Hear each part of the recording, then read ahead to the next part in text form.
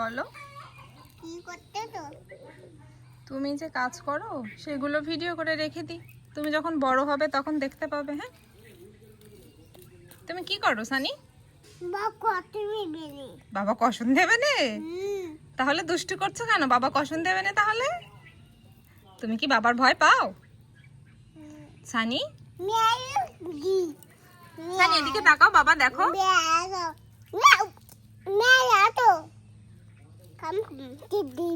নাও আসো, কাম কাম।